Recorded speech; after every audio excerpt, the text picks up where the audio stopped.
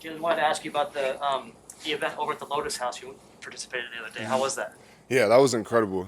So, for those who don't know, me and Duke Riley and a couple other staff members from the Dolphins went down to the Lotus House, which is a shelter for women and children in need.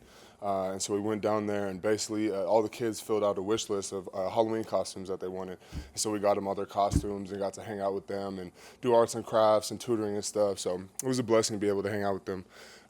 Kids are so impressionable at a young age and so full of joy. And so it was just awesome to be able to go down there and talk to them a little bit. There were some football players and stuff, so it was a really good time. Obviously, you played less last week.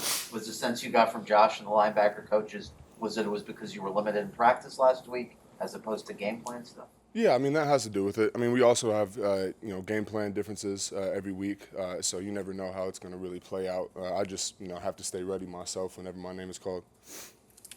I don't think we had you last time you guys played the Bills, meaning Greg Rousseau on the other side. Although you guys never played on the same D line because you were sitting out that 1 year. Um, what's it like, a former teammate, rookies in the same class, going up against each other on opposite sides? Yeah, I mean, throughout this whole journey, I've been incredibly proud of Greg. He's an amazing kid, really great guy, genuine guy. And so I'm happy for his success, regardless of, whether he's on the opposite team or whatever the situation may be. But he's the enemy this week, so got to get after it. What was that year like when he was having his great season and you were taking that year off to kind of rebuild your body after retirement?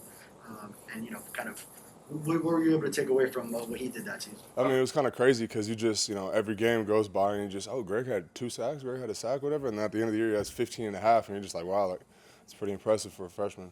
So. A couple of other Canes, I don't know how much you know him, Sheldrick Redwine and Duke Johnson from your team.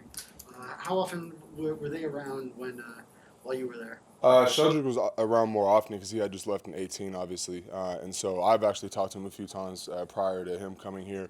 But, it's great to have some Canes. Both the guys are extremely hard workers, and you can already see, Sheldrick, for example, running down, making plays today in defense, and Duke doing his thing too. So it's great.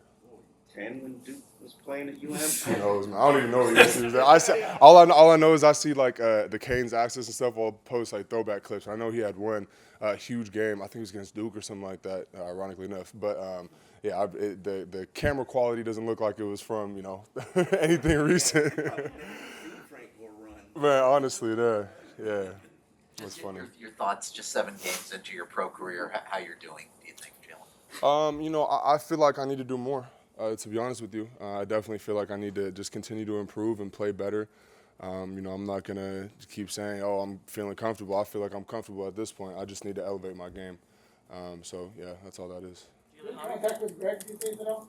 I mean, we jersey swapped after the first game, and I congratulated after his pick and stuff last week. But like I said, we don't fraternize with the enemy, so there's no reason to talk to him right now.